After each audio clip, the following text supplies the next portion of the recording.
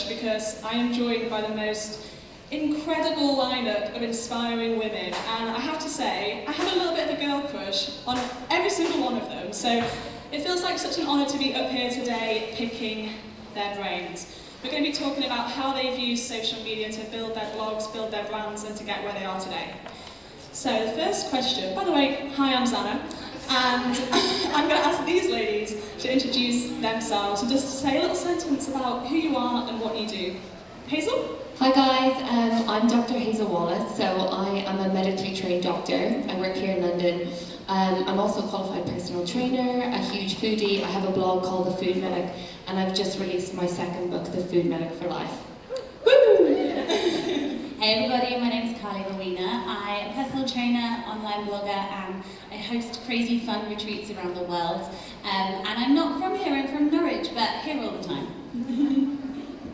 Hi, I'm so sorry I haven't got much voice today. My name's Ella, I founded Deliciously Ella, which originally started as a blog and then social media, and then we transitioned into an app, books, and now a deli, and then retail products and supermarkets. Hi, I'm Alice. I am a personal trainer and I am an author of 3 books. I also do some Instagramming and fun stuff, but that's my day to day, and I'm from London. Oh my god, I feel like I'm on a dating show, like blind date. Who's up next? I'm Shona and I love long walks on the beach. I'm Shona Vertue. I am the creator of The Virtue Method. I have a book called The Virtue Method. I am Australian. If you haven't already heard the horrendous twang, you will hear it later. Anyway, and I used to be a gymnast and a dancer, and now I am a personal trainer and a yoga teacher. Amazing. So, as you can see, all 5 of these ladies are hugely impressive, and I think if you see them now, where they are in their journey, you might think, did they get that success overnight? How did they get there? And that's what we want to try and pick apart today. But can you just tell me, as a bit of a reality check, how long have you been doing this? I've been doing this for 5.5 years, so... Good question. 10 years I've been a personal trainer. I was a gymnast when I was like 4 years old, right up to when I was about 15, 16. But it wasn't so much working. I'm a trainer and a yoga teacher for over 10 years now. I've been using social media and like kind of doing all of that stuff for 4 years. I was a performer and in musicals before that, so I toured the UK with a musical, and then left that and went into doing personal training full time, which was 3 years ago. So yeah. We actually had our 5th birthday last week, so we're 5. That was so quick. I've been doing it for 5 years, but I wasn't in personal training or anything beforehand. It was completely different, and then social media made me find this career. So the whole thing in 5 years.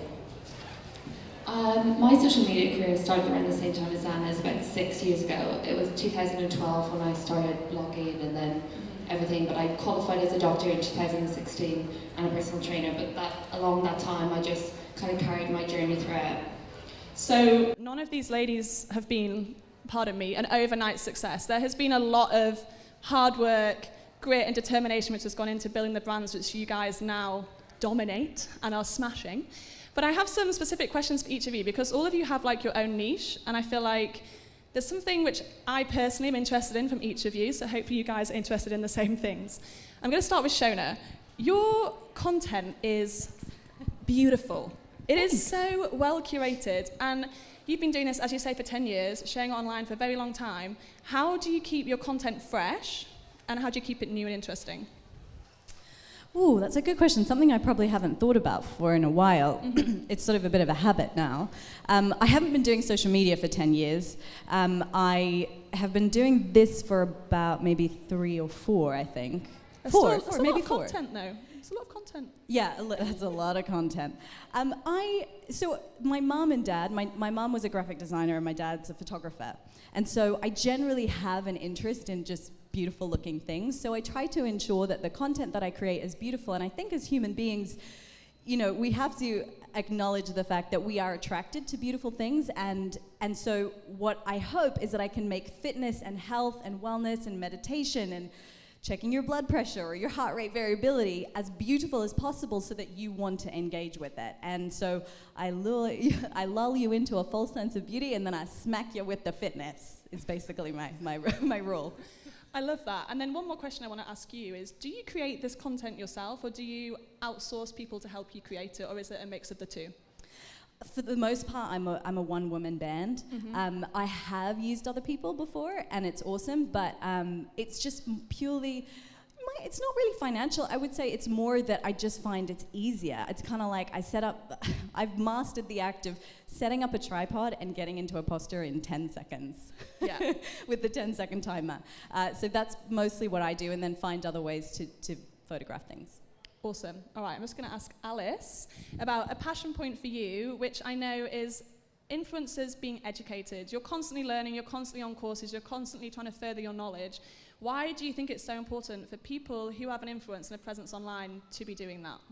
Yeah, so I mean, like, early on when I started blogging, I realized that having an audience comes with a huge amount of responsibility and an audience of people that are going to take what you say as kind of gospel. And for that reason, I wanted to make sure that everything I was saying as a trainer was factually correct, but also giving something to people that was correct information, so that what they were taking from my platform was enhancing their lives in the right way. So for me, I guess when I started out, and then I guess when I qualified as a PT, I noticed there was a lot of misinformation and a lot of stuff online that was coming from people that weren't qualified as trainers. And I found that quite frustrating. I guess Shona and Carly will probably agree, but it's like, it's sometimes frustrating to see stuff that can actually be almost like harming to people. So I guess acknowledging the responsibility that I had as an influencer, and as my audience started to grow, I wanted to ensure that I was kind of bulletproofing my content and making sure that I was, and for my own peace of mind as well, you know, I sleep well at night knowing that everything I put out there is hopefully not going to do anything. Like, my first rule is do no harm, you know, like as a PT and with the content that I put out. So do no harm, make sure that all my content is stuff that I'm happy to put out there. And then I guess for myself, constantly learning, going on courses, you know, like Shona's been a PT for 10 years. I've only been doing this for 3, so my journey is way further back than hers, and for that reason I feel like I need to invest heavily in my own learning in order to be able to then impart that on my audience, because I'm not an expert, and I never will be. I don't really like the word, because I don't think anyone ever stops or should stop learning. So for me, I think it keeps me inspired in creating my own content. Every time I go on a course or I learn something, or, you know, I read something, I'm like, oh, that's interesting. I might be able to talk about that and relate that back to my audience, because I feel inspired to then give them something back. So I think it's two things. One is that there needs to be the acknowledgement of responsibility online and responsibility of the content that you put out to your audience. And secondly, for personal inspiration, you know, like I've kind of found my niche. I'm so happy with the job that I do and the career that I'm going down. And it's about continuing to find inspiration from learning. Ella, I have to ask you a couple of questions, because you are the OG blogger. You're like the original. I feel like you have led the way for all of us. You've been there since the very beginning, and you've allowed bloggers to go mainstream. Now you've gone from sharing your knowledge and recipes online to having a deli, which is something so many people would dream of. So something which I would love to ask you about, because I feel like this is a point where I'm at in my journey, is delegation. How did you know when to hire somebody, how to hire somebody, when to delegate? Because when it's your brand and you are the brand, I feel like that's a very scary step to take. Yeah, I couldn't agree more. I think for me, when my first book came out, I never expected it, and I don't think anybody expected it to do very well, and it did, and suddenly everything changed, and I wasn't operating this kind of small community anymore.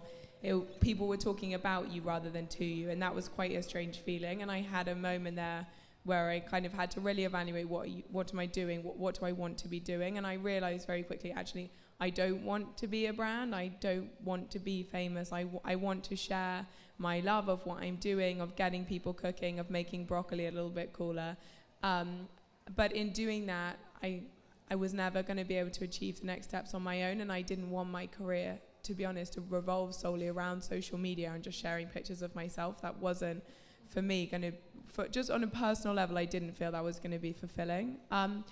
I realized I needed help at that point to get to the next stages, but I started Delicious Yellow when I was at university, and I'd never had another job before, and so I tried to hire people, and I had no idea whatsoever what I was doing, and I just remember being like, are you nice? Do you like quinoa?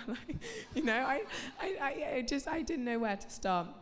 And I met, and I think it's always really important when you're looking at delegating and building and not in a self-deprecating way, but in a kind of removing your ego way, to look at what you can do and what you really can't.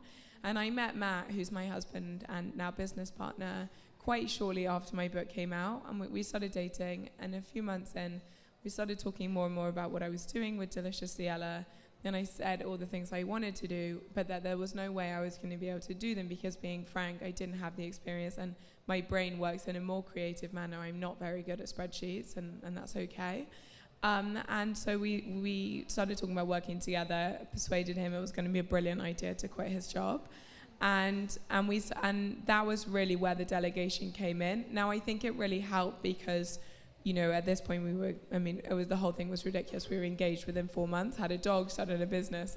Completely insane. But I had a level of trust there because obviously we had a personal relationship as well as a business relationship. So handing over the keys felt probably easier in that manner. But from that point, we said, okay, what are our goals? What do we want to achieve? We looked at the supermarkets and we thought, okay, look, the free from aisle, there's amazing space there. It feels like there's a great opportunity for challenger brands right now.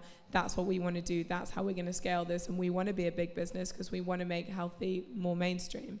And to do that, we were going to need people who had experience within that space. Neither of us did. Matt had experience in finance, business development.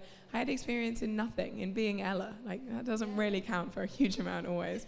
And so it was just incredibly clear that to get to the next point, we had to kind of really acknowledge where we could help our business and where we could drive it forward, and where there was no way we'd get to the next stage without people with previous experience. And I think there's nothing to be embarrassed of about saying, I don't know that. And I think that's kind of Alice's point in a slightly different area, but of saying, I don't know that, I'm going to learn that, but I'm going to learn it from someone who does know that and who has had that experience. And I think sometimes we're nervous to say that. And, it's an interesting thing. And I do remember the first few days after we started hiring people who had 10, 15 years experience in the industry, sitting there thinking, okay, is my role over now? I created the brand, here it is, here's an audience, here's an opportunity. And what do? I don't know any of this stuff. And you soon realize where your place is in terms of vision and driving it forward rather than the day-to-day elements. I feel like I could pick your brain all day, but I'm going to pass over to Carly. So Carly... Stay with you. I feel like you're the first person I ever watched on YouTube. You have owned the YouTube and just video creation platform space. You're absolutely smashing it. So I think it'd be great to hear about your personal tips for creating engaging video content, or how you've grown your YouTube personally. Oh, thank you. I never expected YouTube to become a thing, and I think that's one thing that maybe has helped me, because I literally didn't know what I wanted to be, which quite a lot of you might feel the same. And I always just did exercise because I loved food, and I was working in a marketing industry, and I was so unhappy that I used to literally type into Google, what is my dream job? I had no idea. There was just nothing.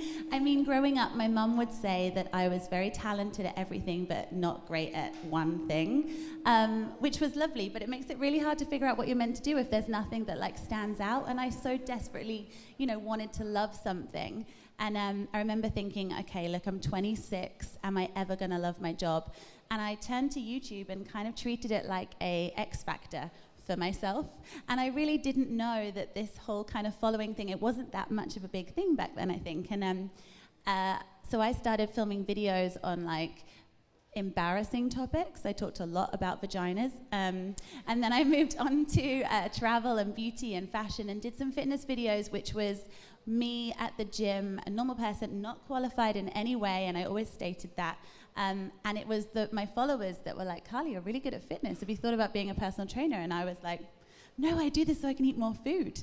And then that kind of lightning bulb moment happened where, as I created more videos, people were so complimentary, and my followers actually showed me that that was my talent. So then I did, as Alice and everyone was talking about, education is totally key. And I think education as well in the field. So I didn't know YouTube was going to become my thing, and you end up randomly, you know, becoming an editor and a creator, and almost, I don't do scripts, but you're thinking about what you're saying, and then you're creating the thumbnail and you're sharing it and replying.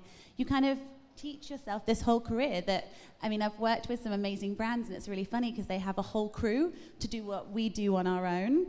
And it's always really weird when I'm like, there's 8 of you, I do this on my own. So I think really kind of educating yourself, finding something you feel really comfortable doing, and knowing that you're going to evolve down the line. Like, I started with fitness. I never thought I'd end up being on stage talking to you guys. And I think it's really finding your niche, being 100% yourself in whatever way you can be, and just letting those around you kind of guide you, because I find my most inspiration from my followers. I mean, as we were talking about, it's a lot of content in 5-10 years. But you guys just keep chucking questions at us and having scenarios that we suddenly are like, okay, I can talk about that. So yeah, just being open to learning and understanding and listening, I think, is one of the key things. And as you said, your brand has evolved over time. And I think recently you've started talking about some newer topics, some sexy topics, which has been amazing to see your brand evolve in that direction. But I think maybe all of us can relate to this. When your brand is already put into a niche, perhaps not just by yourself, but by other people, to diversify that brand and step into a new topic is quite scary. So what inspired you to do that, and how did you do that?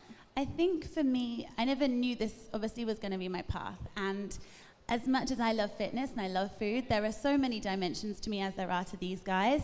And I just started realizing that perhaps my heart was in helping people realize that they're not alone in certain topics. And what Zanna's talking about on YouTube, I talk about more sexy topics, things that maybe people aren't talking about. And I wanted to be more of like a friend, not in a cringe way. I just wanted to help people that were maybe going through different things not feel quite so alone. And I think I just realized that my audience is growing with me. I'm a woman, I have loads of things I'm thinking about, and I think they're gonna like it. I asked them and they did, and I still do the same videos I did previously. There's still fitness and everything in there, but I just, you know, I'm not one-dimensional, and I wanna share everything that I'm passionate about with everyone else. I feel like every single one of us, our brands and our message has evolved over time, and I think that's so important. Hazel, right. Hazel's the busiest woman in my life. So when we try and get a date in the diary, it is a logistical nightmare. But I really admire everything that you do and how you manage to keep so many plates spinning at all times. So how did you manage to simultaneously do a medical degree, work in a hospital, grow a social media platform, and write a best-selling book? I'd love to know. I wish there was like a one-word answer to this, but there isn't. I think I fell into blogging out of pure chance. I think, as most of us did. I was at medical school. I just completed my first degree in medical sciences, and I was using Instagram as really a personal platform to help inspire myself to be healthy. So, you know, the classic taking pictures of my trainers, going for my first run, that kind of thing. But on another level, there's always been an interest for me between the link of food and health, and also fitness and health. And that's been ingrained in me for like a long time. So what I found really amazing was that at medical school I was learning none of this, and I wanted to raise awareness and start talking about it, like, you know, food is powerful, you know, it's a double-edged sword, it can help cure us, but it can also cause us a lot of harm. And that's really where the blog started, and I continued it on in the background whilst at medical school. I was studying, and then I'd come home or from placement or whatever, and I'd just do the blog. But it became such a passion project that it was almost like my release from, you know, really intense medical studies. And I knew there was something there, and although my peers didn't agree with me, I believed in myself, and I just carried it through. And then, you know, I was a fifth-year medical school student about to qualify as a doctor, and my first book deal came in. I didn't think I was ready. I was like, you know what, just let me do my first year as a doctor. It's notoriously very difficult, that first year. But, you know, in the end, I was just like, actually, no. You know, when is the right time? I'm just going to do it. So I wrote that. I decided I wanted to be trained as a personal trainer. Although I don't practice like these guys, I just wanted to cover myself with that qualification. And I basically just figured out a way to manage it all. And if anything, it complements everything. Like I spoke to you about this the other day. I feel like I'm a better doctor because of it, because I have that outlet and because I have that passion. You know, I go into the hospital wanting to inspire people and not just make people better. And it just works. It's busy, but it works. You make it work. Practical tips. Do you have any? Do you schedule your life? Do you pre-plan your content? Like physically, practically, how do you fit it in? That's probably what people want to know, because you're so busy. Yeah, it comes down to like sheer planning, and one of the things that you learn as a young doctor is prioritize, because you're going to come up against things that are terrifying, you know, time and time again on the board, and you have to learn what is the most important thing to deal with. And that's what I do in my day-to-day life. You know, I have my could-do list and my should-do list, and everything I need to do that day has to be done.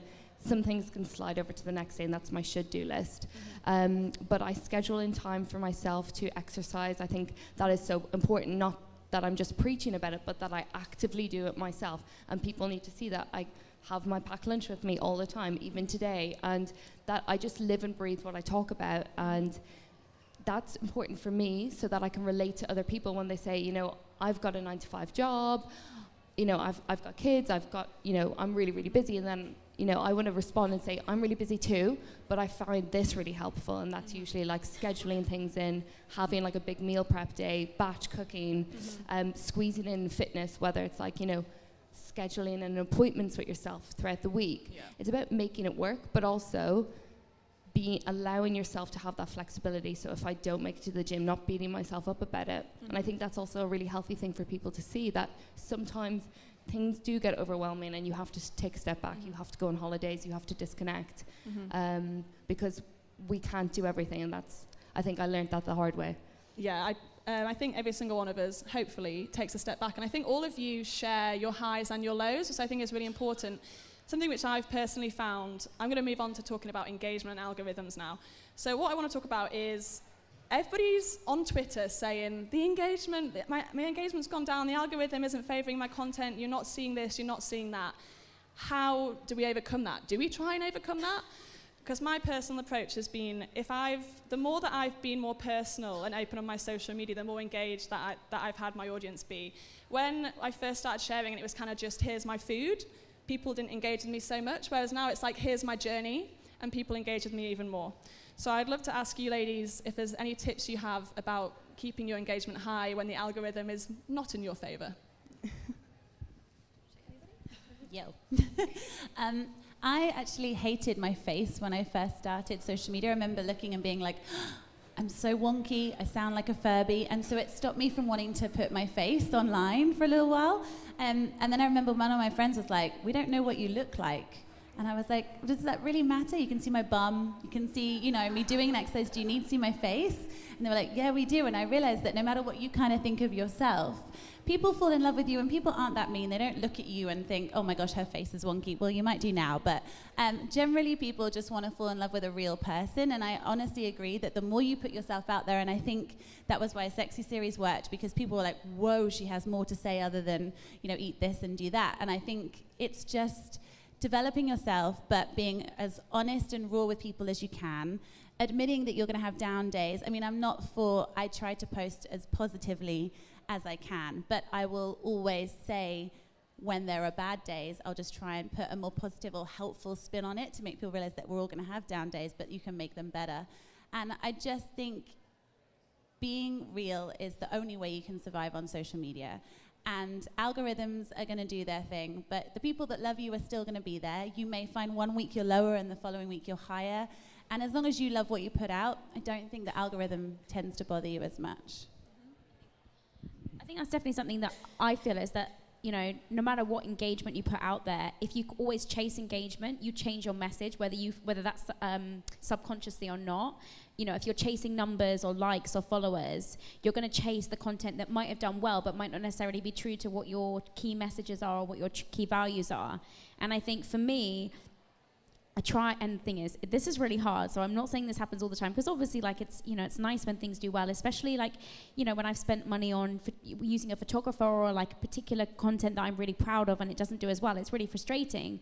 But at the same time, it's like, if I change what I do, if I'm constantly confusing my message to try and get likes or to try and get followers, then people aren't necessarily going to know what I'm talking about, and I think that's when you lose that consistency of this is Alice posting, this is what she's talking about, and this is what she believes in. You know, I want to make sure that every time someone brings me up in conversation or, you know, talks about my content, it's like I know exactly what she does, I know why she does it, I know who she is, and I know what her message is. And I think for me, it's more about refocusing my mind and being like, okay, what is the message that I want to put out?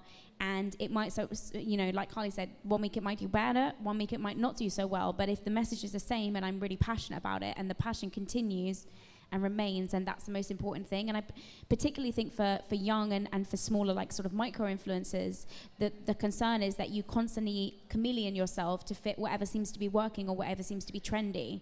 And that's a really good thing to do sometimes, because it might be that you're just finding yourself and finding your vibe. But at the same time, it's like, are you just trying to do something so that you can be successful, or do you really have something that you want to talk about that you're passionate about? And I think it's about differentiating those two things and making sure that you are one and not the other.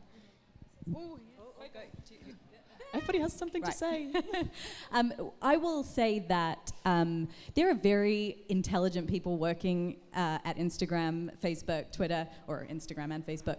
So we have to trust in what they're creating. They're obviously creating algorithms that are designed to keep us on our little light boxes for longer.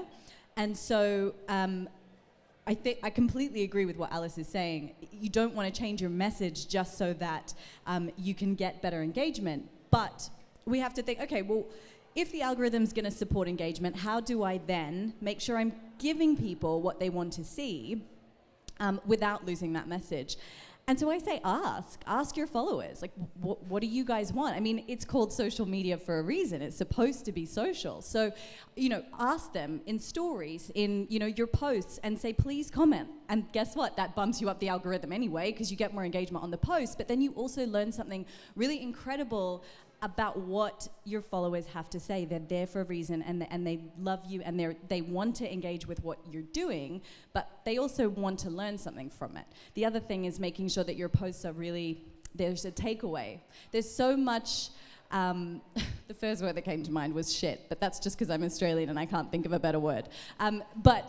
There's so much BS, but not just BS, there's so much time wasting stuff, just like there used to be on TV, and there probably still is, you know? And so it can really, I think that as a consumer, I know, you know, I have Instagram that I use as well. I have people that I follow because I like their stuff, and if I feel like my feed is just full of like, pictures of people on beaches or someone's food that I can't learn anything from, I'm going to disengage as well. And I'm sure you guys are probably the same. So making sure that everything you post has some kind of functionality to it is going to help people to trust in your content. Because they're going to go, you know what, every time Alice posts, I'm learning something from her. I'm learning how to activate my glutes. Every time Ella posts, I'm learning how to, whatever, you're right. No, you too. You love glutes just as much as I do. Probably in a less creepy way. And, you know, every time Ella posts something, you know, it's like, I'm going to learn from her recipe, or she's going to say, new recipe up on the blog. Okay, quick, I'm going to go because I want to do that. So it's creating, it's not, you know, it's hard because there's always that temptation. You see a photo of yourself, you're like, oh, this damn good photo of me, I want to post it. And there's nothing wrong with that if it's a personal account. If you have a business account where you want to inspire people for a certain thing that relates to your business, you have to ask yourself, is someone going to learn something from this about either my business or what I'm offering, or is it just because I really like it? If you do, put it on Facebook. That's what that's for. I love that. Okay, Ella, I'm going to ask you a different question on this, because this is something which I'd love to pick your brain about. Let's talk about blogs. So when we look at social media, I think a lot of us, we're shifting focus to video and picture related content, because I feel like maybe our attention spans are going down the drain and we like to look at things with immediate gratification. But the vast majority of us here do have a written blog, and I want to ask you why. Because sometimes people will say to me, Zanna, blogs are dying. Why do you have a blog? Why are you writing things? So, for example, Hazel, Ella, why do you have a written blog? We don't. So I don't know if I'm the best But you person. did! Yeah, that's how it started. But we haven't used it in that way for a few years now. We have a website that has stuff on, but to be honest, it's not great, our website. At least you're honest. Just be honest about it. Something we're working on at the moment.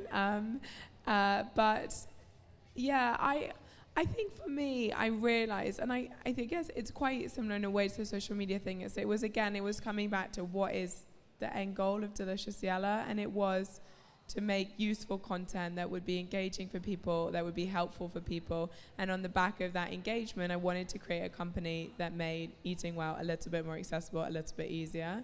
And the blog didn't really massively factor into that. And kind of, as you said, in terms of the delegating, like, you can't do everything. Like, it's literally not possible. And it felt for me like the engagement was so much higher sharing that on our app, which is kind of where the blog's transitioned to, and then social media rather than the blog. And that became slightly one thing too many. And it felt, truth be told, that people were a little bit too lazy to click from social media to blog. And I think the other thing is that I realized I actually, it's like slightly ironic because Delicious Yella has my name in it, but I didn't want Delicious Yella to be about me. I wanted it to be a useful resource for people. And I completely agree, Carly, that I think you've got to have some element of face in there so that people know who is this coming from. It's not a robot. Like, there is an authenticity to the fact that it is personal, but at the same time, like, and it's quite tempting when you see engagement going down and it goes up when you're really personal to be like, let me share all my troubles with everyone. But like, that's not what we're about.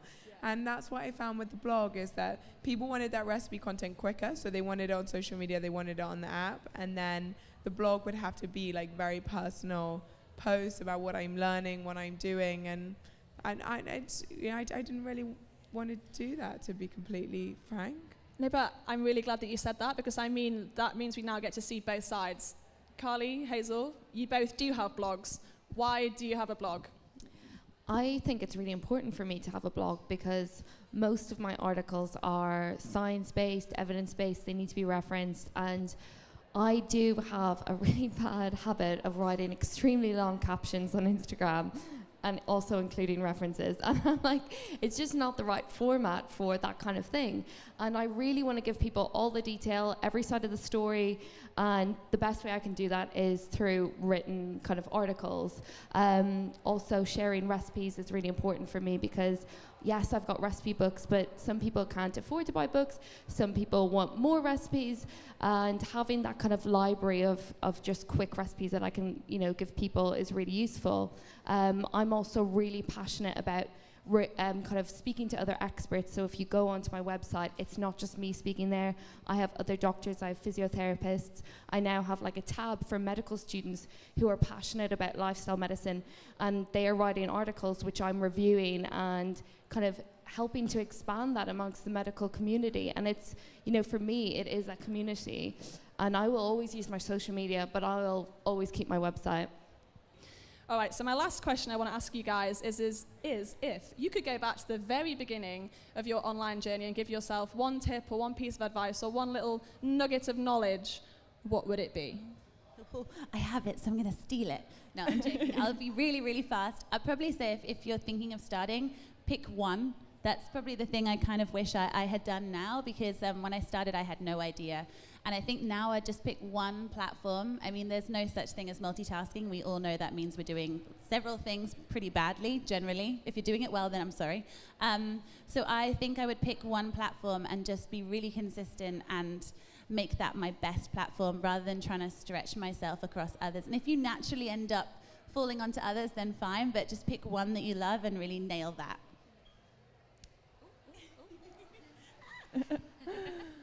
I think one of the biggest things that helped me is connecting with other people, like all of these girls here, and learning from them and, growing together. And I think that is so powerful, and being able to feel comfortable enough to celebrate other people's success. And also, like I said, I'm not an expert in everything, and you have to realize that you can't be an expert in everything and reach out when you need someone to speak about, glute training or, back pain or physiotherapy or something like that. You have to be able to reach out, and that's fine, and that makes you a stronger brand. I think it's with anything, isn't it, that you've got to enjoy it, because if you're going to commit to doing social media, it is actually a really big commitment, in the sense that, like, it doesn't turn off. People want it most on the weekends, and so I think it's really important that when you decide what it is that you want to share, and I completely agree in terms of specializing, I think choose one thing that you're about that I think, that is useful. I think that's so true, that will make people come back time and time again. But make sure what it is isn't something that's popular today or tomorrow or seems like a trend, something that you genuinely really enjoy. And also, I think, have a really honest conversation with yourself about what you want to share and what you're comfortable sharing, and what your friends and family comfortable sharing. Like, do they want to be in it? Do they not? Because don't start a relationship one only to find out your boyfriend doesn't want to go anywhere near the camera, So I think be really clear, like what is it that you want to share? Who do you want to include in that? And do you really want to do it 24/7? And once you've got something that ticks all those boxes, you're going to love it, and it will be a brilliant thing in your life. So mine is, I think it's really important to just have a life and let social media enhance that rather than living your life for social media. Don't do things because it'll look good on the gram.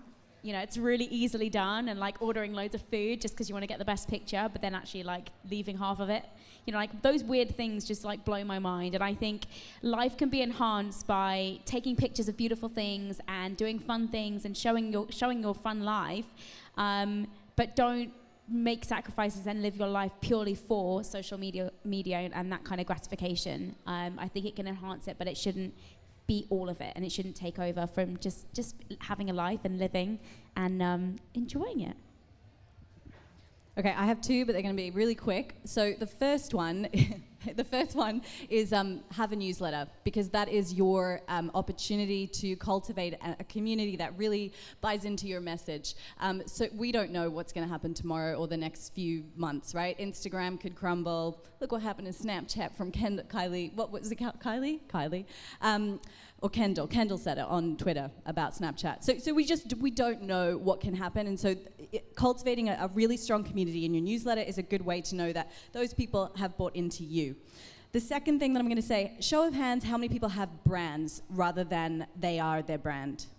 1, 2, rough, like maybe 50%, maybe just under 50%. Okay, so I'm going to say something a little controversial here, but I'll keep it quick.